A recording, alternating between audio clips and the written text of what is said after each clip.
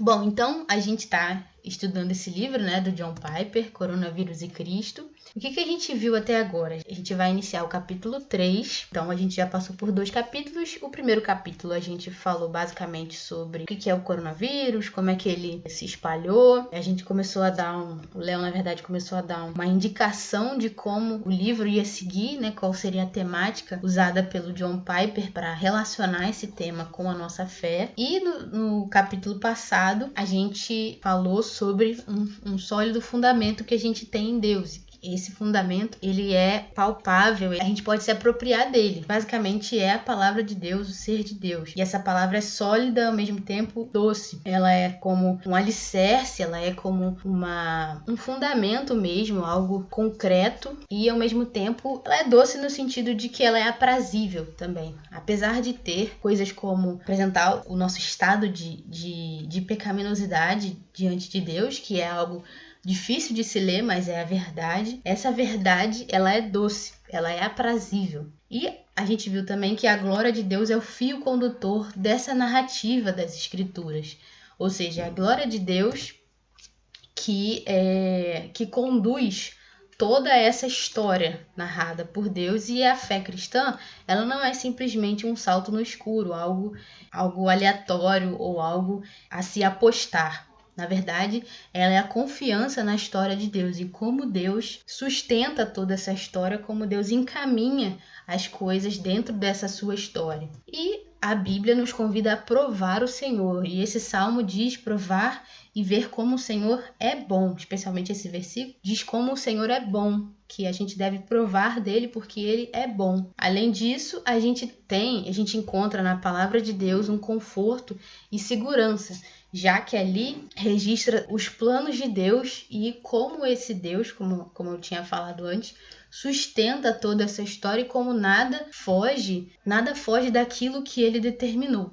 Ainda que a gente tenha responsabilidade sobre os nossos atos, tudo está sob o controle e conhecimento de Deus. Então a gente entra agora no capítulo 3 e o John Piper diz que a nossa rocha, ou seja, o nosso fundamento, ele é justo. O nosso Deus é justo. E se ele vai ser a nossa rocha, ou se ele é a nossa rocha, ele precisa ser justo. Senão, ele é uma miragem, ou seja, ele é uma mera ilusão diante da gente e a gente não pode ou não poderia se firmar nele. Ok, então uma pandemia abala justamente a nossa confiança de que Deus é justo, santo e bom. Abala no sentido de mexer realmente, de fazer tremer ou de fazer a gente duvidar, talvez, de que Deus é justo, santo e bom. Vem aquelas críticas na nossa mente, coisas que a gente fazia, na verdade, antes da pandemia, mas a pandemia continua fazendo a gente reviver essas coisas. Então, por exemplo, se Deus é bom, por que existe tanta maldade no mundo? Se Deus é justo, por que existe a injustiça? Se Deus é santo, por que existe o pecado? Enfim, isso são coisas que vêm à nossa mente, especialmente em momentos como esses. Mas, na verdade, esses questionamentos, eles são de antes da pandemia, né? Eles são anteriores a essa situação que a gente vive. Então, talvez se a gente visse um avião caindo, matando muitas pessoas, enfim, talvez a gente fizesse a mesma pergunta. O que eu quero frisar aqui é que tudo isso, esses questionamentos, eles são anteriores a essa situação. Mas isso não impede a gente de perguntar, né? Se Deus é santo, justo e bom. Mas antes disso, o que é então a justiça e a santidade e a bondade de Deus? Se a gente tem uma concepção X desses atributos de Deus, digamos assim, sob a nossa ótica, esses atributos não estão sendo exercidos, digamos assim, na realidade que a gente vive hoje, como por exemplo, Deus não é justo porque existem pessoas boas morrendo no mundo.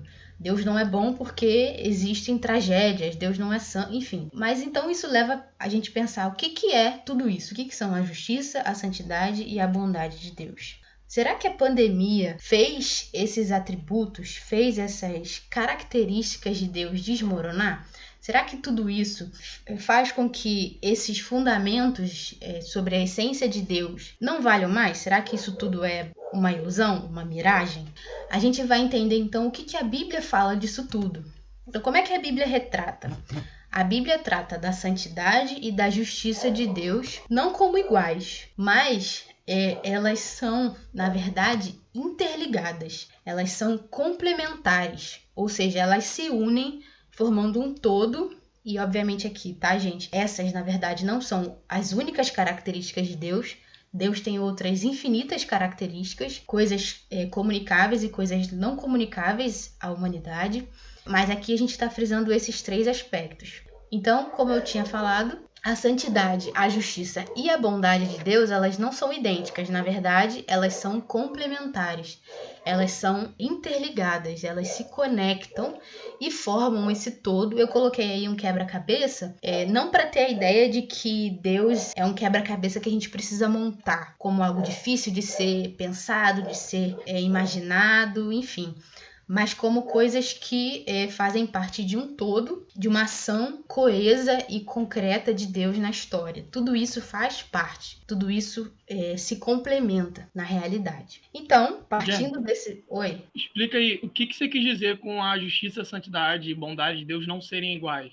Elas não são manifestações diferentes de um mesmo atributo, né? Como às vezes a gente escuta que Deus tem, eu não lembro agora qual é a heresia, mas que são 3 manifestações diferentes de Deus que estão em Pai, em Filho e Espírito Santo. Só que, na verdade, essa ideia não considera Pai, Filho e Espírito Santo como pessoas. Você está falando do modalismo, né? Não lembro exatamente qual é. É o nome dessa heresia. Eu entendi o que você quis dizer. Você quis pegar o exemplo desse tipo de ideia que acredita que Pai, Filho e Espírito Santo são modos diferentes da manifestação da mesma pessoa, para dizer que a gente comete o mesmo erro falando da santidade, da justiça e da bondade de Deus. Como se os 3 fossem sinônimos para a mesma ação. Entendi, agora ficou mais claro. Desculpa, gente, se não tinha ficado claro, mas é justamente isso que o Léo comentou, né? Justiça, bondade e santidade não são a mesma coisa. Elas não são iguais, não são idênticas, mas elas se conectam, elas não são a manifestação de um mesmo aspecto de Deus, de um mesmo atributo, como esse exemplo do modalismo, né, que vocês falaram. O que acontece é o quê? Que a gente tem que enxergar esses aspectos como sendo complementares, como sendo diferentes mesmo. Mas então, ok, vamos começar então falando sobre a santidade de Deus.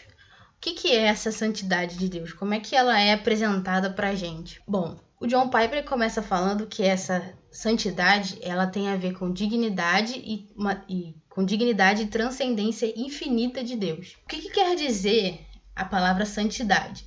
Na raiz dessa palavra, a gente pode dizer que isso significa ser separado, ou seja, ser diferente daquilo que é comum, ser separado daquilo que é comum. Então, Deus, ele é diferente daquilo que ele criou. Deus está separado daquilo que ele criou justamente porque ele é diferente daquilo que ele criou. Alguém pode abrir aí para mim Isaías 57:15? Que assim diz o alto, o sublime que habita a eternidade, o qual tem o nome de santo. Habito no alto e santo lugar, mas habito também com o contrito e abatido de espírito, para vivificar o espírito dos abatidos e vivificar o coração dos contritos. O que está dizendo aí? Isaías está dizendo que Deus habita num lugar separado, habita num lugar alto, como se Deus estivesse em outro patamar, algo que é transcendente, algo que é separado realmente daquilo com o qual ele criou.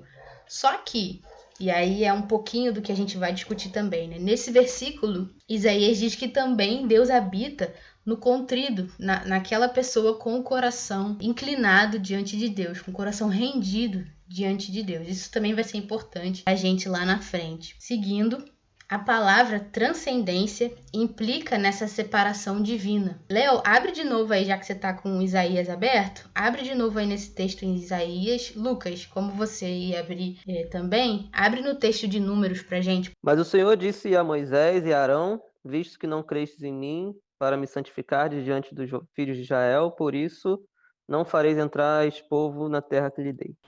Isaías 8, 12 e 13. Não chameis conjuração a tudo quanto este povo chama conjuração, nem não temais o que ele teme, nem tomeis isso por temível. Ao Senhor dos exércitos, a ele santificai, seja ele o vosso temor, seja ele o vosso espanto. Isso, então o que esses textos estão dizendo pra gente? texto de Números 20, versículo 12, basicamente é que, o contexto, se não me engano, é Moisés vai retirar a água da pedra, mas na verdade ele não confia em Deus. Na verdade ele tratou Deus não como alguém excepcional ou alguém que fosse o objeto último da sua confiança. Na verdade, o último e primeiro da sua confiança. Mas simplesmente como se ele pudesse escolher não obedecer a Deus e isso não fosse trazer algum tipo de consequência, que no caso trouxe sim para ele, né? E no texto de Isaías é parecido também, porque diz que a gente deve temer ao Senhor porque ele está acima de nós, ele é transcendente, ele é santo porque ele está separado da gente. E além disso tem outros aspectos em relação à santidade. Ela é um atributo comunicável de Deus, a sua criação. Na verdade, todos aqui são atributos comunicáveis, tanto santidade quanto justiça e bondade. Não precisa ler esse texto de Levítico porque é aquele clássico, sede santos porque eu sou santo. O que Deus está dizendo aqui é que essa santidade ela é estendida a nós para que a gente não necessariamente seja como Deus, né? Santo como Deus é santo. Até porque a gente nunca vai conseguir isso. Mas esse atributo é comunicável a Deus, é comunicável a gente, justamente para que a gente seja separado do mundo, separado deste século, a gente seja santo nesse sentido. Que a gente se distancie do mundo, se distancie daquilo que desagrada a Deus. E, na verdade, a nossa maior condenação é permanecer nos nossos pecados e se distanciar de Deus, viver uma vida e até mesmo vida eterna distante de Deus. Essa é a nossa maior condenação. A santidade de Deus, ela é sua infinita transcendência e seu supremo valor. Como eu tinha falado, Deus ele está acima de toda e qualquer pessoa. Deus está em outro patamar. Então, essa transcendência infinita de Deus significa justamente essa separação de Deus em termos de essência. Então, vamos seguir. Apesar de Deus ser separado, ele não é solitário. Ele está acima de todos, ele é sobre todos, como diz mesmo a sua palavra. Mas ele não é sozinho, ele não está isolado ou sem amor. Então, a transcendência de Deus, ele ser santo, não significa que ele é solitário, não significa que ele está sozinho governando o mundo. Calma, não estou dizendo que existe outro Deus. Mas o que eu estou dizendo é o quê? Existe a Trindade. E a Trindade é uma doutrina bíblica. E essa Trindade, ela é real e igualmente transcendente. Então, essa Trindade, Deus Pai, Deus Filho e Deus Espírito, eles em perfeita comunhão, ou seja, pericorese. Então, a Trindade ela é real e igualmente transcendente, ou seja, ela é manifesta pra gente. E Deus Pai, Deus Filho, Deus Espírito Santo são santos. Então, eles compartilham essa santidade, eles compartilham essa comunhão. Essa comunhão é perfeita entre eles. Inclusive, o termo pericorese tem a ver com essa comunhão. Muitos teólogos dizem que essa comunhão entre a Trindade é como se fosse uma dança. E existe alguém em evidência em determinados momentos, mas todos ali são iguais e compartilham de uma comunhão plena. E a partir de Cristo, a partir do sacrifício de Cristo, por meio do sacrifício de Cristo, a gente pode ser integrado a essa comunhão, já que nós somos considerados justos. João 17, 21. Minha oração é que todos eles sejam um, como nós somos um. Como tu estás em mim, Pai, e eu estou em ti. Que eles estejam em nós, para que o mundo creia que tu me enviaste. Isso aí, então o que Jesus está dizendo aí é justamente reafirmando essa comunhão perfeita entre ele e o Pai e desejando que a gente faça parte dessa comunhão. E aí o John Piper ele vai explicar pra gente o porquê que isso é importante. Por que então é importante a gente entender a comunhão da Trindade acerca da santidade de Deus? Porque essa perfeita comunhão é essencial para a plenitude, perfeição e completude de Deus. Ou seja, é fundamental para essa coesão e coerência mesmo das atitudes e do próprio ser de Deus. É essencial a sua dignidade, beleza e grandeza transcendentes. Isso é essencial à sua santidade. Então, é tudo isso que faz Deus estar separado da gente, nesse sentido, de que ele é diferente do comum. Seguindo então, o John Piper ele quer, como a gente tinha comentado, ele quer interligar tudo isso: santidade, justiça e bondade. Então, como é que a santidade ela vai estar ligada, vai estar interligada, conectada com a justiça de Deus? Porque a santidade de Deus, ela também diz respeito à moralidade de Deus. Tem o texto lá de Isaías também, quando Isaías vê a glória de Deus no templo, e ele tem os serafins que proclamam a santidade de Deus e repete, né? 3 vezes. Santo, santo é o Senhor dos Exércitos. Eu estava lendo o livro esses dias, estou até com ele aqui. O título é exatamente esse, a santidade de Deus. Não sei se vocês conhecem. E ele diz que esta repetição, santo, santo, santo, é exatamente para enfatizar a santidade de Deus. Ele até comenta que, por exemplo, nós não lemos na Bíblia assim, Deus é amor, amor, amor. Uhum. Deus é misericórdia, misericórdia, misericórdia. Deus é justiça, justiça, justiça. Não há essa repetição. Mas em relação à santidade existe. Deus é santo, santo, santo. É exatamente para enfatizar esse que é um dos atributos mais presentes de Deus na Bíblia, ou seja, a sua própria santidade. E santidade, a gente pode dizer, né? A santidade de Deus é que ele tem o padrão perfeito. Isso aí, calma aí, pastor, que a gente vai... Senão o senhor vai dar spoiler aí do próximo ponto. Ah, tá. Só isso. Deus tem um padrão perfeito em tudo que ele faz, tá certo? Isso aí, aproveitando o gancho do pastor, justamente esse padrão tem a ver com a moralidade do Senhor, tem a ver com essa justiça que ele manifesta na sua criação. Então, ser santo não é apenas ser separado e transcendente, mas também significa ser justo. Isso força pra gente algumas perguntas, né? Vamos ler aí o Salmo. Acho que eu vou ler aqui o Salmo. Salmo 71, versículo 19. Tua justiça chega até as alturas, ó Deus, tu que tens feito coisas grandiosas. Quem se compara a ti, ó Deus? O que ele está dizendo aqui pra gente? Que essa justiça, ela também implica nessa transcendência. Ela também se liga à santidade porque ela é tão transcendente quanto a santidade. Então, Deus é separado e transcendente porque ele também é justo. Essa é uma frase que eu gostei bastante que o John Piper usou. Essa justiça é a dimensão moral da santidade de Deus. Seria basicamente, eu acho que eu posso dizer assim, como é que Deus aplica essa santidade de forma mais prática. Obviamente, não estou reduzindo a santidade a isso, mas é como se essa santidade se traduzisse em legislação, como se essa santidade prática se traduzisse em aplicação de legislação, né? Aplicação de decretos, de fundamentos, como o pastor falou, de padrões do próprio Deus para nós.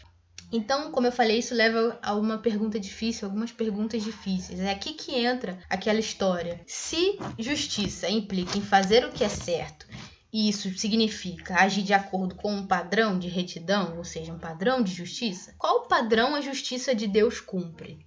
Qual seria, então, a base, a legislação, como eu falei, que Deus usa para cumprir aquilo que ele faz? Na verdade, a resposta é simples. Apesar de ser complexa, a resposta também é simples. Antes da criação não havia padrões fora de Deus. O próprio Deus era a realidade. Então, o próprio Deus acaba sendo o padrão. O padrão é ele mesmo. Vamos ler o verso 90? Eu vou ler, desculpa, o Salmo 90. Eu vou ler aqui que eu já estou com os Salmos abertos. Então, Salmo 90, verso 2. Antes de nascerem os montes e de criares a terra e o mundo, de eternidade a eternidade, tu és Deus. Então ele existia antes de todas as coisas. Não havia padrões para que fossem seguidos. Na verdade, o nosso Deus era o padrão. Então como é que se define o que é certo para Deus fazer? Como é que a gente pode dizer que o que Deus está fazendo é certo? Porque o padrão de justiça de Deus é o próprio Deus. E aí eu vou pedir para o Mateus abrir em 2 Timóteo 2, verso 13, para a gente ver o que esse texto vai dizer para a gente acerca do padrão de justiça de Deus. Se formos infiéis, ele permanece fiel. Não pode negar-se a si mesmo. Isso aí. É justamente por isso. Deus não nega a si mesmo. Ele não nega a sua essência. E é por isso que a justiça de Deus é o seu compromisso inabalável de agir de acordo com a sua dignidade, beleza e grandeza, de acordo com a sua essência. Então, a justiça de Deus é o comprometimento dele com esse compromisso inabalável que ele tem de aplicar, de agir de acordo com a sua santidade, de acordo com aquilo que ele é. Então, é dessa forma que tanto a santidade quanto a justiça, elas estão interligadas, porque a própria santidade, ela revela quem Deus é na sua beleza, na sua grandeza, na sua dignidade, e a justiça de Deus é o compromisso dele em agir em santidade, em agir como um ser santo. Bom, então como é que esses aspectos eles vão se ligar à justiça e à santidade? Eles estão relacionados então com a bondade de Deus. O que isso tem a ver com a bondade de Deus? Como é que isso tudo se encaixa?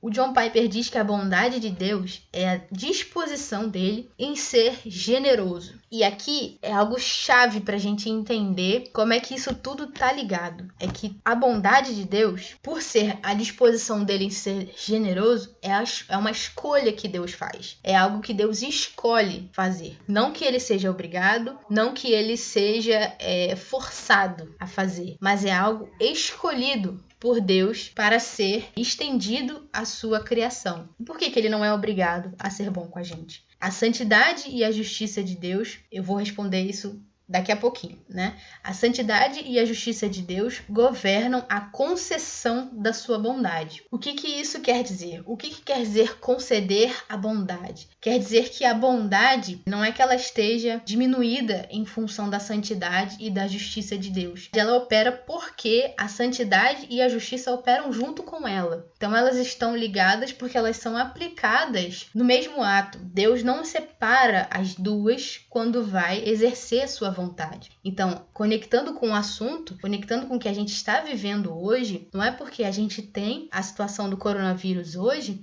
que Deus deixou de ser santo, justo e bondoso. Ou que ele, na verdade, está só aplicando justiça sobre nós e ele deixou de ser bondoso, mas continua sendo santo. Não é isso que a gente está dizendo aqui. Deus é santo, justo e bondoso, mesmo em meio à situação do coronavírus.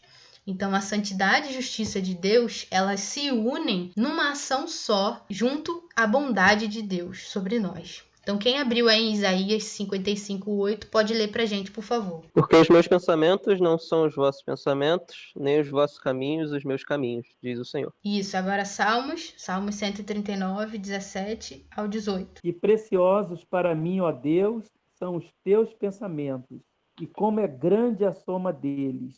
Se os contasse, excedem os grãos de areia. Contaria, sem jamais chegar ao fim. Isso aí. O que o texto de Isaías e o texto de Salmos estão dizendo pra gente? Que a vontade de Deus, ela está acima da nossa. Ela é perfeita, né? Como a gente lê também, que é boa, perfeita e agradável. Os pensamentos de Deus são mais altos que os nossos. A santidade e a justiça de Deus atuam junto com a bondade e isso tudo coopera com os seus planos. Isso tudo faz parte dos seus planos.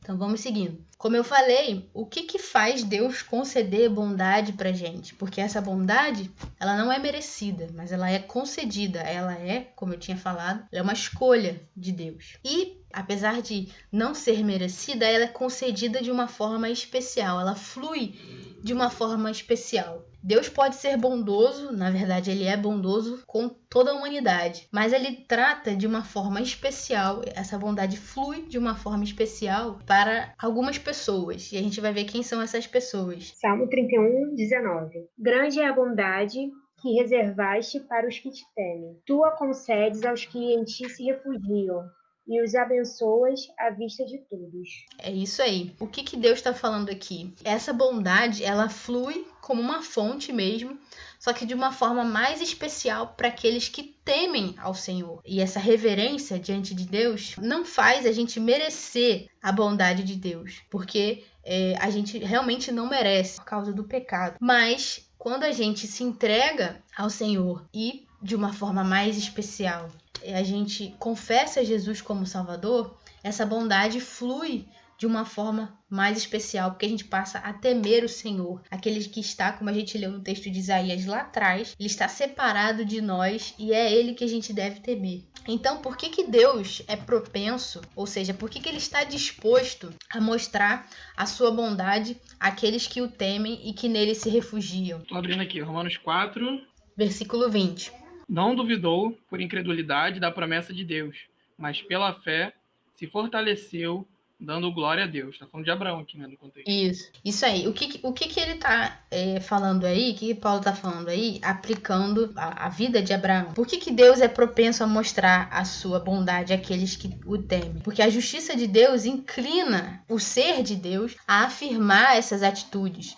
E essas atitudes honram a ele mesmo, honram ao próprio Deus. E até mesmo, como por exemplo, Abraão, a reverência da fé, a reverência ao temor do Senhor que Abraão tinha, demonstrava essa dignidade, beleza e grandeza de Deus. Era como se ele estivesse devolvendo isso para Deus em forma de temor, em forma de reverência, em forma de fé. E por isso, na verdade, Abraão foi considerado justo. Mas então, ok, a gente falou sobre a santidade, a gente falou sobre a justiça, a gente falou sobre a bondade de Deus, mas o que isso tem a ver com o coronavírus? O que isso tem a ver com essa situação? Como eu tinha falado, o coronavírus ele não é capaz de anular esses atributos de Deus. Deus continua sendo santo, reto e bondoso, mesmo em meio a essa situação toda. Como eu falei também, os questionamentos sobre isso, sobre a santidade, retidão e bondade de Deus, eles são anteriores à pandemia. Eles não são abalados por causa da pandemia. Muito pelo contrário. Esse texto aí de Romanos é emblemático. O que esse texto vai dizer? Que esse sofrimento humano, ele não traduz injustiça divina. Não é porque existe o coronavírus que Deus, como eu falei, deixou de ser santo, reto e bondoso. Não é porque a gente vive situação de sofrimento, de morte, inclusive de ver pessoas, entes queridos nessa situação, não é por causa disso que Deus deixou de ser bom com a humanidade. Romanos 3, 5 a 8. Mas se a nossa injustiça traz à lume a justiça de Deus, que diremos? Porventura, será Deus injusto por aplicar sua ira? Falo como homem. Certo que não. Do contrário, como julgará Deus o mundo? E se por causa da minha mentira fica em relevo a verdade de Deus para a sua glória, por que sou eu ainda condenado como pecador? E por que não dizemos, como alguns, caluniosamente, afirmam que o fazemos?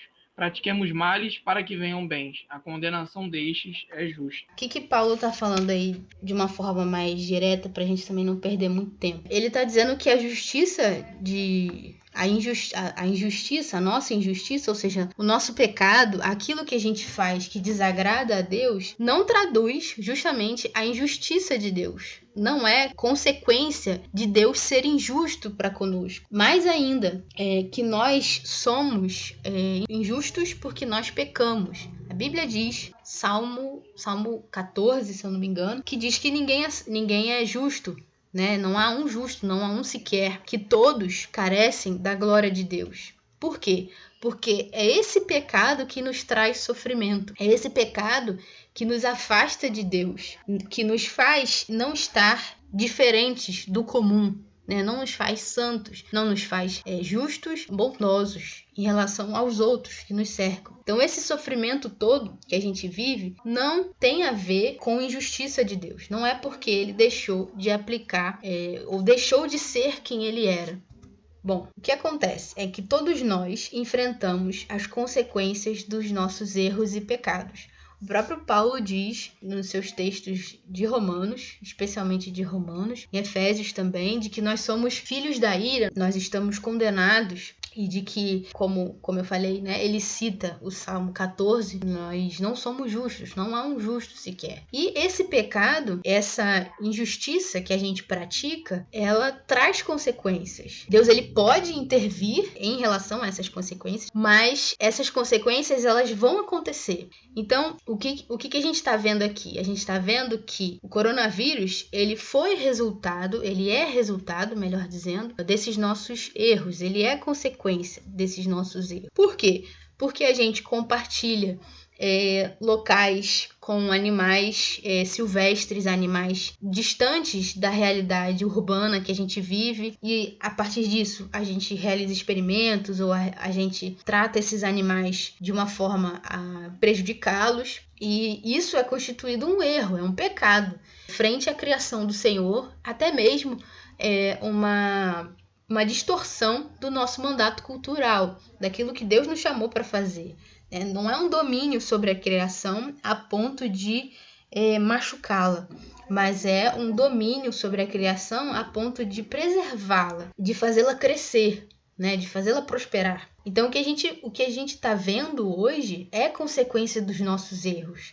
Não porque Deus deixou de ser santo, justo e bondoso, ou que talvez ele esteja punindo a gente simplesmente por punir. A Bíblia diz, como a gente leu aqui em Romanos também, né?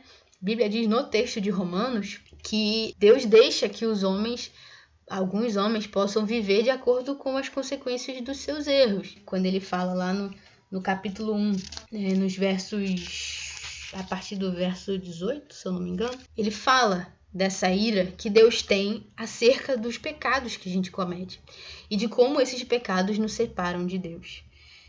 Então, o que a gente faz é trocar essa comunhão com Deus, a pericorese, por essas riquezas e coisas humanas. Eu vou ler aqui rapidinho, já que eu abri, o 22 e o 23 do capítulo 1 de Romanos. 22. Dizem-se sábios, tornam-se loucos. Dizendo-se sábios, tornaram-se loucos.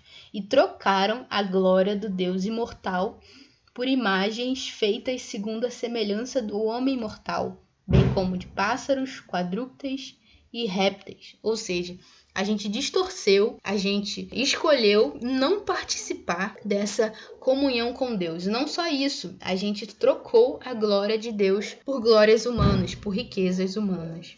Então Deus, na verdade, ele não é obrigado a nos oferecer bondade, por causa dos nossos pecados.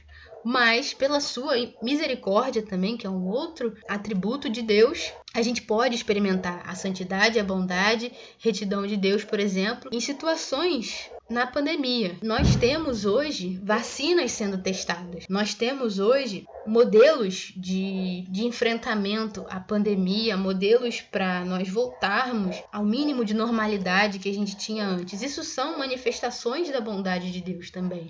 Não só isso, mas isso são formas de amenizar as consequências dos nossos erros. Então Deus, na verdade, ele não está sendo injusto com a gente. Ele está nos livrando talvez de consequências piores dos nossos erros. Como a gente comentou aqui no início, né? Talvez daqui a 2 meses a gente tenha cerca de 2.000 mortos por dia, se a gente não fizer algo a respeito disso. Se existe um plano, se existe uma forma de enfrentamento a essa pandemia, se a gente está seguindo, a humanidade segue padrões que estão sendo eficazes para o combate à epidemia. Isso é fruto da bondade de Deus, isso é fruto da santidade de Deus, isso é fruto da retidão, da justiça do Senhor sobre nós, e não o contrário. A gente merece punição, a gente merece estar separado de Deus, essa separação total de Deus. Mas Deus escolhe estender a sua bondade, a sua santidade e a sua justiça sobre nós. A pandemia e as suas implicações, elas dizem mais sobre as nossas atitudes do que sobre os fundamentos do caráter de Deus. Como eu falei, justamente, toda essa situação que a gente vive não quer dizer que Deus é injusto. Muito pelo contrário. Isso só mostra o quanto a gente influencia a criação e o quanto a gente tem dado voz, melhor dizendo, às nossas próprias vontades do que à vontade de Deus. E aqui tem alguns exemplos acerca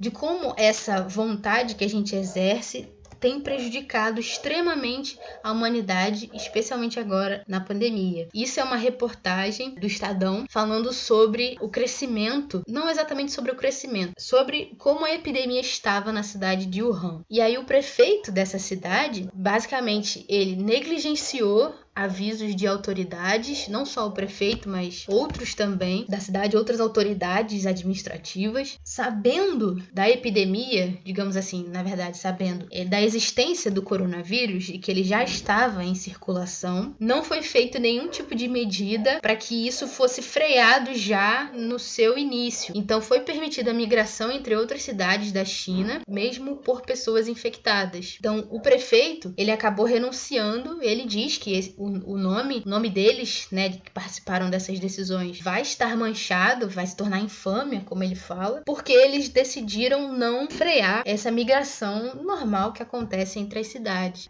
Além disso, a matéria também mostra que essa proibição de migração aconteceu de uma forma muito abrupta, sem um tipo de explicação satisfatória. Depois foi exposto a situação do coronavírus em circulação e aí, justamente, o prefeito assume de que participou de decisões que permitiam o livre fluxo, a livre circulação de pessoas entre as cidades, e isso o coronavírus poderia circular normalmente. Sabendo disso, né, que o coronavírus poderia circular normalmente, ele não fez nada a tempo para parar isso. Um outro exemplo, a tão falada Suécia, né?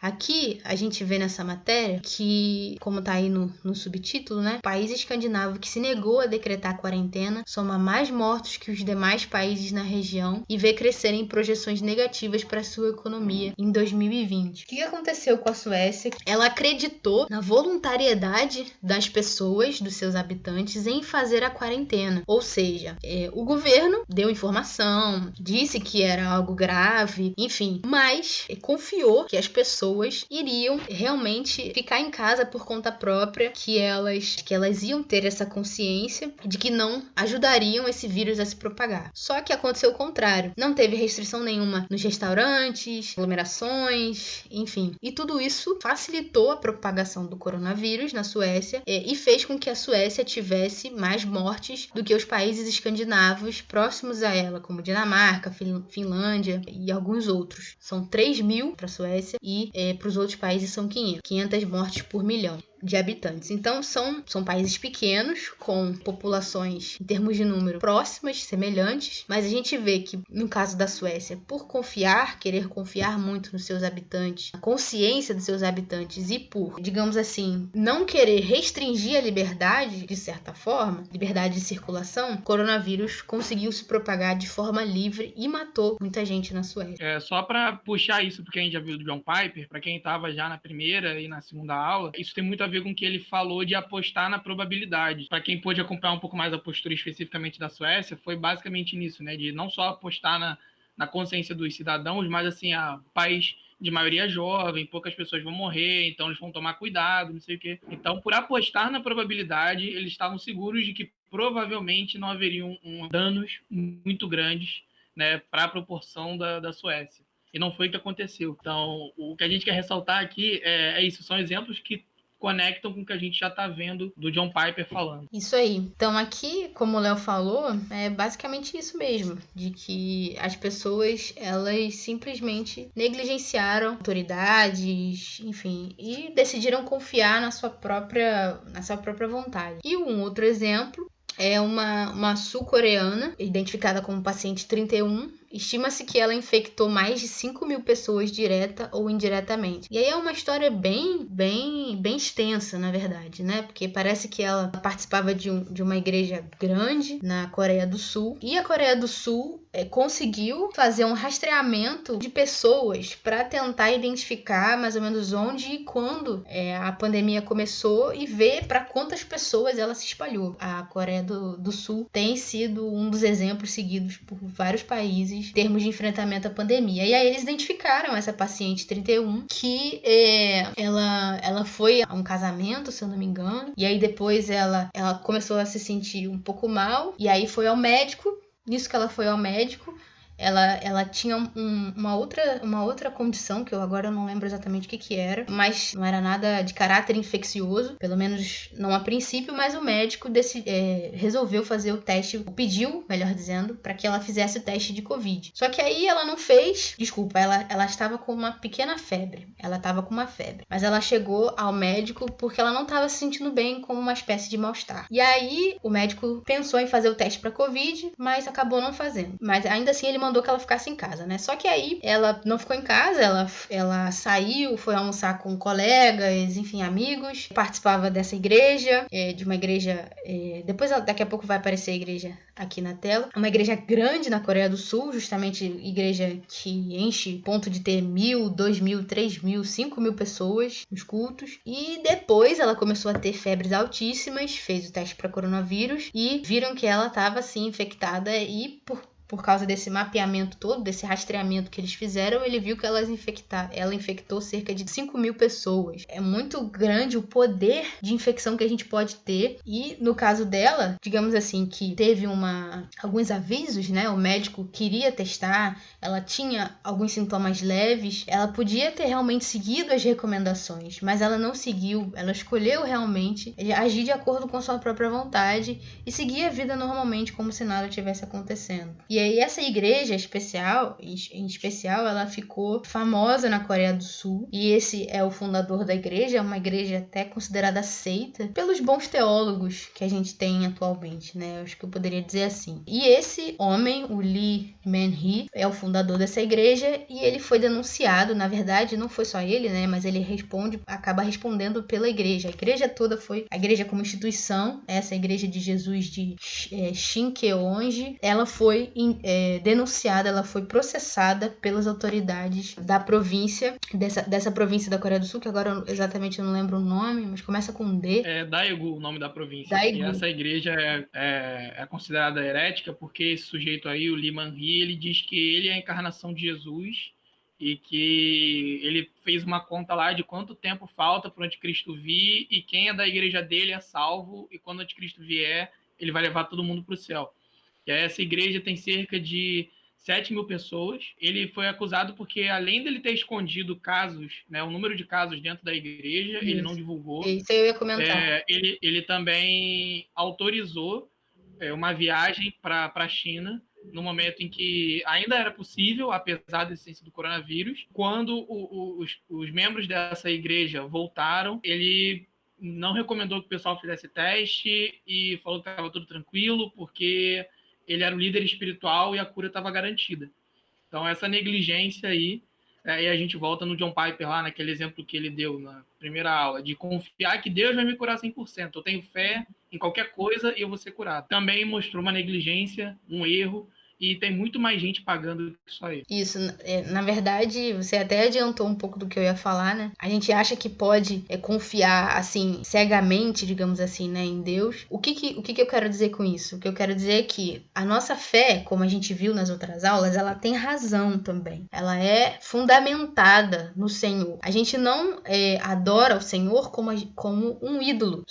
O nosso Senhor não é um ídolo, como o povo de Israel fez, por exemplo, com o bezerro de ouro. A gente confia no Senhor porque Ele é a nossa rocha, Ele é o fundamento da nossa fé, Ele é presente na sua criação, Ele atua, Ele governa, Ele sustenta a sua criação, e é por isso que a gente confia nele. E não simplesmente dizer de forma vazia que Deus vai me curar e por isso eu posso sair na rua e fazer o que eu bem entender. Não é isso. Não é isso que a gente... Não é assim. Não foi para isso que Jesus derramou o seu sangue. Então esse é um outro exemplo de como confiar nas nossas próprias vontades ou na nossa própria justiça, ou de que a gente é tão salvo que não vai acontecer nada, de que Deus vai estar sempre com a gente, no caso, Deus vai estar sempre livrando a gente do mal, etc, etc, etc. Não, Deus permite que coisas aconteçam para que a gente entenda realmente a sua vontade, né? A gente vê, por exemplo, Jó na Bíblia, de que tudo que aconteceu com ele foi permitido por Deus. Então, são momentos, são coisas que acontecem, de novo, que não tem distinção, não estão aquém do conhecimento de Deus, da vontade de Deus, da justiça, santidade, bondade, mas elas são permitidas por Deus, elas acontecem, mas isso não anula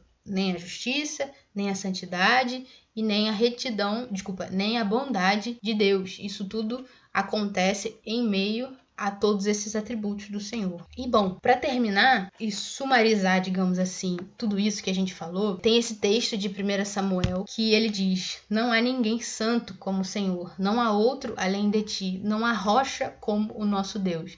Então é o que eu falei, a gente confia em Deus porque Ele é a nossa rocha. A gente não tem uma fé cega, a gente não tem uma fé em uma força, ou como a gente tinha comentado antes, numa miragem. O nosso Deus, Ele é firme fundamento da nossa fé, Ele é a rocha eterna, salvador da nossa alma. Ele está atuando na sua criação, mesmo em meio ao coronavírus. E não só isso, não apenas Ele é a nossa rocha e nos traz segurança, é o nosso porto seguro, como diz lá no Salmo 144, Ele nos treina, Ele treina as nossas mãos e os nossos dedos para a batalha. Ele nos dá ferramentas para que a gente possa enfrentar as situações que nos sobrevêm. Como eu tinha falado, a gente tem testes com vacinas, a gente tem procedimentos para nos ajudar a diminuir essa propagação do vírus, que é consequência dos nossos pecados. Então Deus, com isso tudo, reafirma a sua bondade, a sua justiça e a sua santidade para conosco,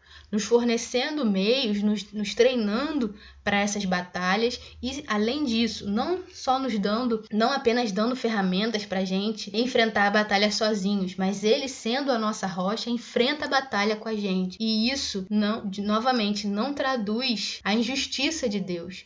Muito pelo contrário, isso só faz a gente confiar mais no nosso Deus, mostrando pra gente que Ele é a única, não há santo como o Senhor, não há outro além de ti, Ele é a nossa única rocha. E Deus é o nosso firme fundamento de fé.